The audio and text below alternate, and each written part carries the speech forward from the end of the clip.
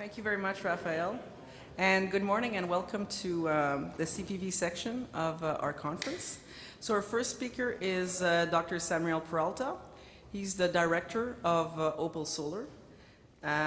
Dr. Peralta has over 25 years of business experience in the high-tech sector.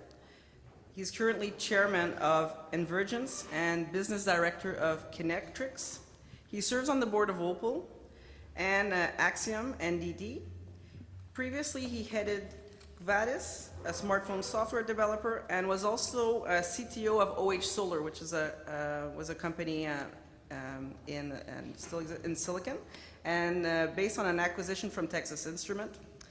He also served in key positions at Ontario Hydro and at the Ontario Laser and Lightwave Research Centre in Toronto. He has a PhD in physics from the University of Wales, and he also has completed studies at the Rockman School of Management, the Schoolish School of Business, and the Edinburgh Business School. Dr. Peralta has received awards from the high-tech community for digital publishing and laser inspection. He has authored over 150 papers, holds patents on tritium batteries, and has been invited at numerous conferences ranging from the IEEE to NATO Advanced Research Studies. Please welcome Dr. Peralta.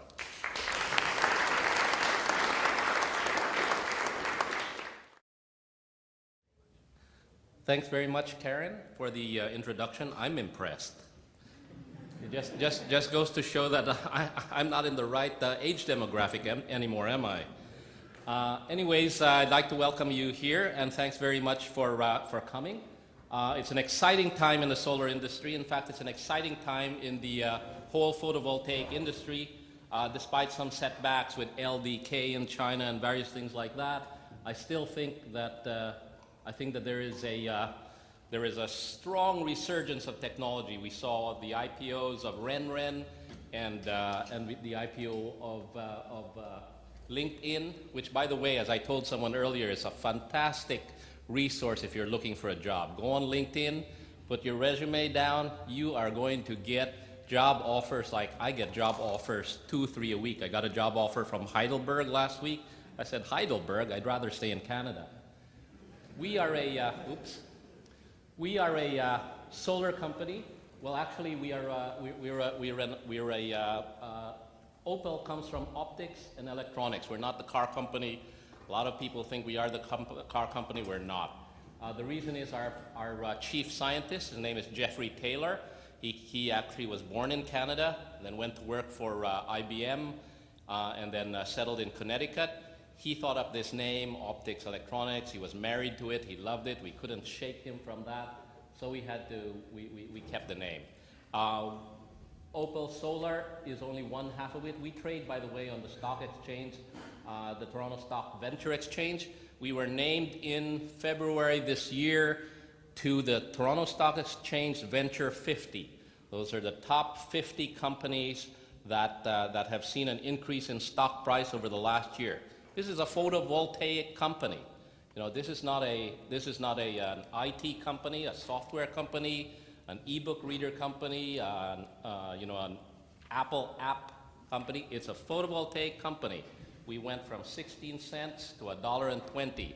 So if you had bought at 16 cents, $1.20, you could now afford a Ferrari or something. There's still room to grow, we think, because one of the reasons it increased is I should tell you a little bit first. Opal actually has about 45 patents in gallium arsenide and concentrator technology. In the gallium arsenide world, what Opal has managed to do is it has managed to monolithically integrate photonic circuits and electronic circuits out of gallium arsenide onto one wafer. So we put the two together. It's an exciting development. We have proved it in the lab. It's being looked at right now by a third-party fabrication. And in March this year, we announced we were forced by the regulator to release a valuation of that technology. That technology was valued at $1.3 billion. So it's an exciting time to be in technology. We are on the photovoltaic world, we are a manufacturer, designer of high-efficiency solar energy products. We make high concentrating photovoltaic panels and solar trackers. When we started out manufacturing the chips. The only problem is you've got in the world of business, when you start to go from the lab into the real world, you've got to adapt. So we adapted, and what we did, we found out essentially that our chips were not quite ready for prime time yet. So everybody here who's working on their photovoltaic structures, and you're getting percentage efficiencies that you're looking at, and you're saying, oh my God, this is horrible. How am I going to report this? Don't lose faith, because in the business world, you can succeed even though your efficiencies are not approaching, spectral labs, for example. So now we characterize ourselves as manufacturing high concentrating photovoltaic panels because we use other people's cells. We have technology of our own, but to bridge our technology to market, we're using other people's cells in our own concentrating panels. Okay? We also manufacture solar trackers. Why? We put when you're doing concentrators, it's always good to have solar trackers because a concentrator is no good if the sun is over here and you're facing there, right? You've got to face it directly towards the sun or optimize your positioning. It turns out that the revenue from solar trackers was huge. It was much larger than for our concentrating cells. And it'll seem obvious to people when you say why, but as it turns out, obviously, solar trackers are technology agnostic. They don't care whether you put silicon, cadmium telluride, thin films, whatever, gallium arsenide. Everybody wants them, so they'll buy them from you. And so that's one of the reasons that we've managed to do particularly well. The management team right now has got a extensive experience in commercializing new technologies. When you're commercializing your technology, don't underestimate a management team with a track record. I know we have one of our management team. A lot of them came from a group that sold a company called Juniper Technologies to Intel. So that same kind of expertise was brought to bear here as well. We're real. We've got technology. We've got 35 patents granted to date. A majority of these, about 80% of these, have to do with the gallium arsenide technology that we have. It's proprietary. And about 20% of these have to do with concentrator and other types of innovations in the photovoltaic world. We were founded in 2001. We've been publicly traded since 2007. I've been a director from the beginning. So this tells you the other thing too. Don't give up. It's been 11 years to an overnight success on the TSX Venture Exchange. And you just keep on going, and you keep on going, and if you have perseverance and you've got what it takes, and you've got the technology and the business sense, you will get there. Here's where we are now. We've got facilities all over the world: South Korea, Brussels, Medicine Hat, Canada, Wisconsin. For some reason, we haven't quite been able to penetrate Canada. One of the reasons is that, you'll notice that the Sun Belt is around here. There were also feed-in tariffs that helped us around here. We had some problems actually with getting a handle on where we were in terms of a business plan in Canada with respect to the feed-in tariff. We were able to close business faster in these other jurisdictions. We would like to build more in Canada, and there will probably be more opportunities. There are some things that we are working on right now that I can't quite talk about, but we shall see. So the two legs of our photovoltaics group, I won't talk about our semiconductor group, is concentrators. We'll start with concentrators. We start out with the best, the most highly efficient technology out there for gallium arsenide that's compatible with our concentrator cells. That's Boeing Spectrolab. Yes, it's not our technology, but I'm not proud. It works, and guess what? It gets product out the door. What happens is we've designed our trackers, our concentrator panels, such that when our cells are ready, they will be drop-in compatible with Spectrolab's cells, and then we will have our own cells in there. We believe that our technology has several advantages over the Boeing work. It's hard to describe at the moment, where there will be integration of the photonic side and the electronic side will be something that I can say. Imagine, for example, the inverter integrated onto your solar cell. That's one example that I can talk about, where you can actually save costs and make your cell operate at a lower, at a more optimum range. Some of our technologies have to do with the concentrator. Right now we use an acrylic Fresnel lens, which focuses it down onto your gallium arsenide cell. Very standard stuff, nothing big about that. What the challenge is here, and this is the real world challenge, we had people at the Photonics Center here in Ottawa working on optimizing this for the geometry of this, and we did that. The problem is when you get to the real world, how do you manufacture that? What's your yield like? You'll find there's a lot of breakage, things like that, and that's reality. So a lot of the work that goes on when you transfer from the lab to the into real life is increasing yield, trying to design processes so that you're more efficient and you don't waste materials. We recently received a patent, I believe, for this. It's a shutter type, it's an elongated type arrangement with a high concentration ratio of 1 to 500, triple junction cell, and that basically concentrates it. You've got a 90-watt output power. We found also that high concentration isn't always great in the field. When you actually go in the field, you'll find that some lower concentrations are also useful. So we've actually expanded the high concentration line into a medium and a low concentration line to accommodate different kinds of cells. Right now the high concentration cells are perfect for high concentration, panels are perfect for these triple junction gallium arsenide cells. Just a comparison between, and you've seen this before, the average efficiency of your silicon flat base, 13 to 19%. We get 24 to 28% out of this arrangement with 40% better real estate utilization. We get more power generated as well in real world environments versus silicon because of the lower temperature coefficient of gallium arsenide.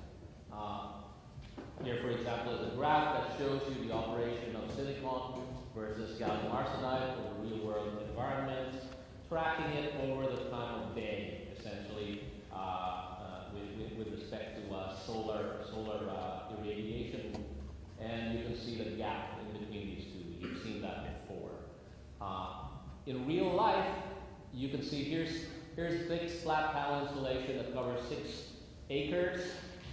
We can do the same in about 4.10 acres, or we can do for the same size. We can do for an installation that does 2,000 megawatts hours per year. We can actually produce 2,700 megawatt hours per year. So we can provide more energy with less land, or produce more power in the same amount of land. Here are some examples of the kind of local solar installations. I don't know exactly where this is, but you can see they're mainly ground-based. We found out that our technology was best and our trackers were best for ground-based installations. That's one of the reasons you don't see us in the rooftop initiative in Toronto, because it's heavy. So that gets into the tracker side of things.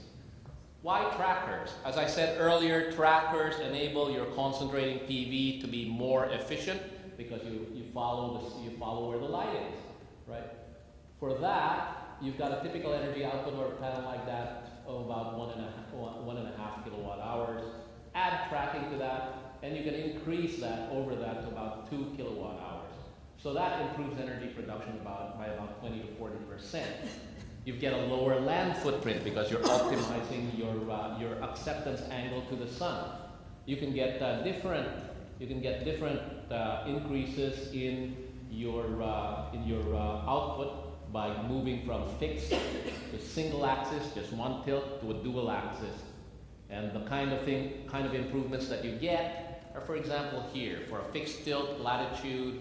Here's your baseline kilowatt hours.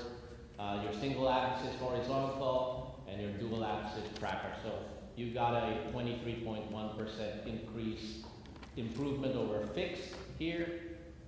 If you're going dual, the improvement over fixed is 30%.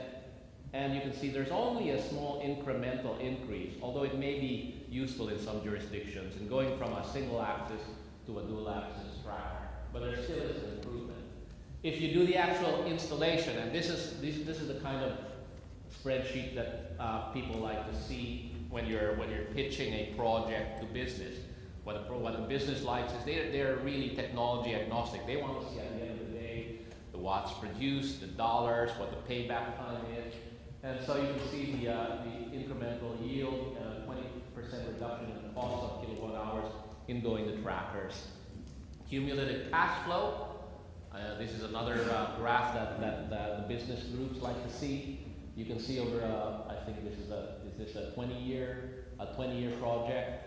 You can see that at the end of the year, you've got an additional $33 million in additional cash flow in the first 20 years. That's real money. So what that means is, although you've got a big capital up front in order to put your installation together, that additional cash flow may be the difference in getting the project done or not, because then the project can go to a financing institution and say, here's my cash flow if I do it with tracking systems. Bank says yes, rather than bank says no.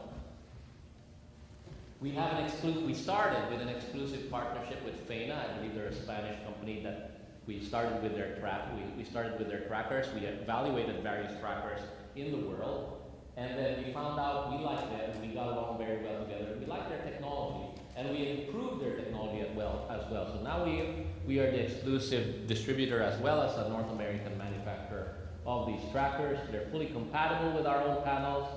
We have a master controller for network-driven installations, and this we've done to be wireless. And we've recently introduced a large-scale single-axis tracker suitable for utility-scale solar fields. As I told you, there's not a huge difference between, about a 5-6% difference between a single-axis and dual-axis tracker. But when you do a dual-axis tracker, the reality is you're going to have higher maintenance costs, right? There's more moving parts, more mechanical parts. So these increased maintenance costs are things that a utility scale operation have to deal with. And so if you can lower their maintenance costs, the better. And so we focus on single axis for utility scale fields, and we're starting to get traction in the US because we've recently announced a brownfields initiative, which is where we take old military land or land that has no other uses, reservation land. We're working with Native Americans who have large reservations and land that's incredible. You know, there's some of these groups have land that's the size of the state of Connecticut, and we're working now to sign exclusive agreements to be the solar developer in these areas, and we're hoping to announce some of these pretty soon. This is a product in our catalog, the TF800, that's fully equipped, peak watt of about 10 kilowatts, mounting system adaptable to any terrain except your rooftop, and that's your rotation capability. In a typical application, the tracker can increase the yield of silicon flat plate, and notice I talk about silicon flat plate. I told you our tracker is technology agnostic by as much as 25% compared to fixed tilted installations. And so what we've done here is we produced a system, and it's an engineered system that is actually of interest, that's attractive to groups that want to put together utility scale operations. An interesting thing, there was a lot of engineering work that went into just these mounts to shorten the amount of time and to shorten the maintenance cycle that utilities have to go through in order to put this together. Building a business, as researchers, as scientific people, and I've got a PhD in physics, so I still consider myself a scientific person. A lot of work has to be done beyond the order to get photovoltaics accepted in the real world. And so it was just amazing to me to see the amount of time that our engineers spent on re-engineering just these footings and structures. I'll pass this. This is just another thought about why trackers can be good. It does answer the question of what do you do in terms of wind shear in the real world. What do you do in terms of when snow falls? Well, when you've got wind shear in parts of Germany and you've got the track systems, the software automatically turns your trackers to the horizontal position or whatever position is most appropriate. So you get as much wind as you like. Nothing happens to your system. It minimizes the amount of maintenance work that has to be done after a particularly bad windstorm. Same thing with snowstorms or snow cover. If you can minimize the amount of snow that stays on your solar cell, that means you don't have to pay the person to go up and sweep the roofs as much. It's a savings in cost over the lifetime of the installation. Never underestimate these costs. So, a summary of the advantages of the TF800: lower cost per watt, low cost of installation, large capacity, backtracking feature, allows increased kilowatt hour per unit area while eliminating shading, and simplified maintenance. So it's very cost competitive. We've actually won against various fixed mount systems on a $1 per kilowatt hour basis. We recently were named the exclusive supplier of tracker systems to Grape Solar in the US. You probably have not heard of Grape Solar. However, a few weeks ago, they signed a contract with Costco for solar kits all over the United States. So that is a big thing. These are some real-world installations that we've got. Cataluna, Spain, 800 kilowatts. Plainville, Connecticut, 131 kilowatts. Spain, 120 kilowatts. Obviously, a lot of people want the jobs of going to La Mancha, Spain, and Cataluna, Spain. A lot of fights over who gets those assignments. Argentina, another plum job. Medicine Hat was one of our first pilot projects, 8 kilowatts. You'll notice April 2009. That's way back. But it turned out to be a demonstration project, and it kind of stayed that way. We'd like to see more installations in Canada, but we've had more success elsewhere. We recently signed a 5 megawatt purchase order in China. That's going to be installed over the next year. That was with one of the top 5 electricity producers in China, so it's utility scale. We are working with several other Chinese electrical companies, and I can't talk more about that, but hopefully we'll have more news in the future. So, I think that's to summarize my talk. It's a great time to be in photovoltaics, great time to push your technology in the real world. Also focus on the other things, because that can lead you to places you never thought you'd go, especially Cataluna, Spain. Thank you.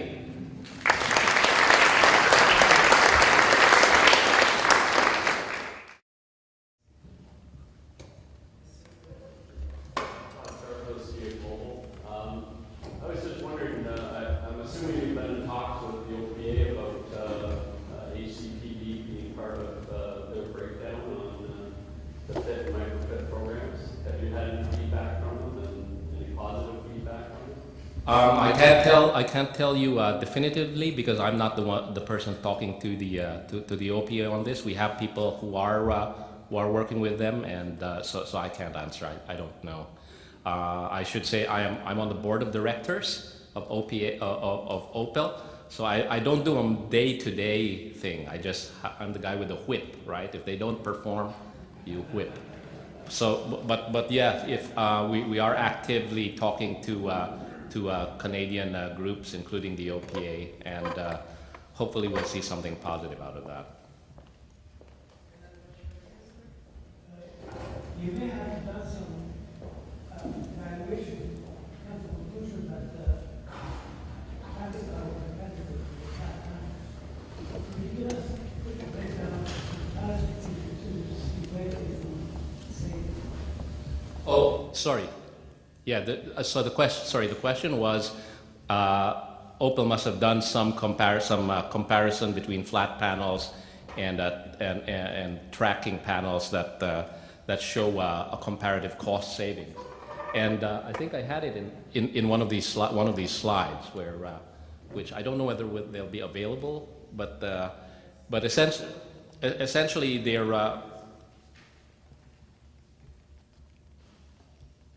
Let's see if I can find that graph. Something like this. So this tells you, for example, I mean, just this you can derive it from this, that if you've got for the same type of panels, if you're going to do a flat plate versus a single axis, you can get a 23% higher output for that. So what that means is this can be a little bit misleading though, okay? Because although you get a 23% higher energy output, what you've got to do is you've got to take into consideration the extra cost of your tracker, right? So your structure on your flat plate, non-tracking, is going to be much simpler than the structure on your tracking. But it's a capital cost question. So although it would be higher over the lifetime of that installation, you go to this graph, you can show that going with the tracked solution can give you several $1 million worth more. So so if that covers your capital, you do a return on investment analysis, and if it's large enough, then you've won over the non-tracking. As a board of magnitude, could we say that the cost of the tracker and its performance will be about 23%? No, actually, what we can say from these graphs is that the cost of the tracker is that the return on investment is very much higher than when you go with a tracked solution. It varies with every installation, but $33 million additional cash flow is huge. It could cover the cost of the installation itself. In other words, I could, with a graph like this, I could do two things. With a non-tracked solution, untracked, I could go to a company and I'll say, an electric company, and I'll say, give me $33 million, find $33 million, and we'll build this for you. But with a tracked solution, I can say, let's go to the bank, and it will cost you $0, because the bank will get this $33 million, you get the solar cells, we're all happy, right? $0 cost. I think it will simplify and this question as well. And the answer is you are able to tell us that your initial, to get 23% efficiency, do you spend 10% more compared with fixed, or do you spend 15% more? This is a simple way to look at things. You could say it's about 10 to 20%. I mean, if you want to simplify things, yes. Yeah. It's, yeah.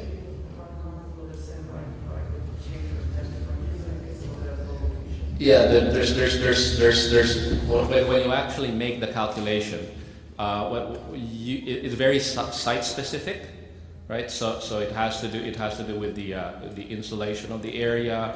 It has to do with the terrain. It has to do with many things. So it's very hard to say. Also with flat plates, are you comparing with gallium arsenide, silicon? There's so many factors that it's very hard to put just one number in. But as if you like a rule of thumb, it's tens of percent. We've got to be careful too that the 1% is on capital, the other one is on output over 20 years. These 2% Are not be different. compared directly. That's right. When you're building projects, this is what they look at, right? I mean, in the end, nobody really cares. We found that although it's great to say you're using the highest efficiency solar cells in the world, 30–40% or whatever it is, in the end, whether the project gets funded or not doesn't depend on how efficient your solar cell is. It's who pays for it, essentially. And if you can go to the customer, the utility, and tell them they're not going to pay anything for it, it's going to cost $0, then you get to build your solar plant. Any more questions?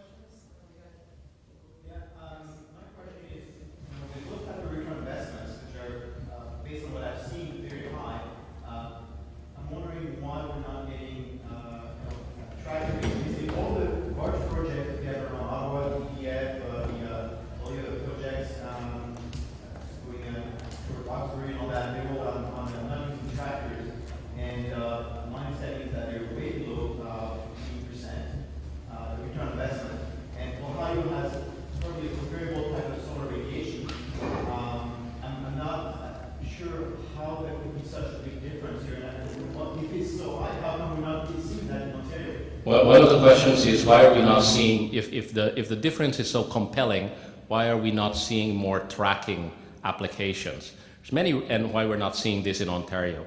One of the reasons is Ontario isn't, the insulation in Ontario isn't ideal for the type of, it's more diffuse. So for concentrating cells, for example, for tracking, it's not as huge an advantage as it is in other jurisdictions. The other thing is that when you, in real life, when you're actually proposing these installations, the tracker systems have to undergo standards and tests. So there are IEC tests, IEEE tests for regular, and a lot of the trackers still have to go through this sort of regulatory process.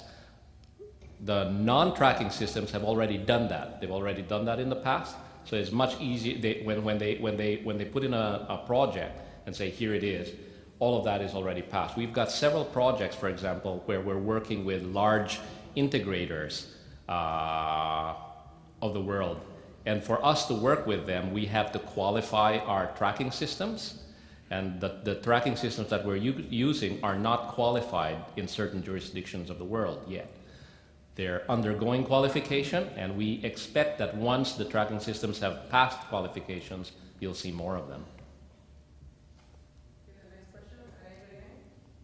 Based on the cash flow that you are presenting here, do you know of any Canadian bank that has financed such a megawatt solar plant? And if so, who are these banks? Can you name them? Which bank? Canada. Well, the thing is, when you're competing for finance, the question was, with such a rate of return, wouldn't it be easy to find financing for this? I have to say that this is one of the optimistic ones. Okay, 33 million is used for illustration, but your results may vary, right? As with any weight loss program, but you're right. The other thing is that when you are competing, when you're looking for financing, you're not just competing against other solar projects. When you're competing for financing, remember the bank has to look at the rate of return for your project versus the rate of return of a solar water heating system or wind or something else, right? So your rate of return has to be better than that as well. So there are financing. It is easier to approach a financing institution, but it's not necessarily a slam dunk. You still have to work at it. Could you say more about the Medicine Hat installation? Because that seems to be yours in England, Canada, and where Gosh, Medicine Hat. I knew this would cause question. I have to say that we started out Medicine Hat because it was one of the it was relationships, right? Starts out with relationship. You want to put a pilot plant somewhere, you go with who was first. So that's where we were. I believe it's still running. I believe we're just monitoring it. It has to do with a very low technology. Now it's not for want of trying. We had that we don't have other installations in Canada. We actually had a large installation that was going to go up with an independent power producer in Ontario, except that company was structured as a, was it a unit trust? And earlier on, the government did an about face on unit trusts, if you recall, and the financing for that company just collapsed. It looked great, but because it was not structured as a corporation but as a unit trust, it just didn't work. And unfortunately, we expended a lot of energy in that area, and we got nothing out of it. And so, we started focusing on other projects that looked like they were giving great return. If that project had gone on, you would be seeing it here on the slide, and it just so happens that it isn't. So you are subject to a lot of government regulation as well. For example, in Spain, although we showed a lot of installations there, the Spanish government has pulled back a little on their feed-in tariffs. So what that's done is that it's made the economics of installations there a little different. So you have to reevaluate them. you know, and be flexible. By backtracking, do you mean that the panel will start searching for the optimum location if you have more diffuse? What do you mean by backtracking? Yeah, I think, it's actually why I skipped over that very quickly, is I wasn't quite sure what they meant on that as well. I believe what that does is when they're tracking, you're not just tracking following the sun, right? Because usually the software is very simple to follow the sun. But when you're just simply following the sun, you may get there may be instances where you've got shading, right? You've not optimized it really by following the sun. So when you backtrack, you find the optimum so that the shading versus the irradiance you're getting is optimum. In Ontario, microgrid program for residential is mainly on slanted roofs. Now, are you guys making some progress with concentrators or trackers or slanted roofs? Yeah, we actually had the question had to do with, said that the microfit program in Ontario had mainly to do with slanted roofs, and were we making any progress on this? The answer is we did have rooftop trackers, but we found that the types of roofs, that the loading on roofs was always in question. We had to do an engineering study on the roof prior to that. There was so much cost involved that we decided to focus more on ground-based installations. We do have them, but at the moment we don't see it as a significant source of our revenue.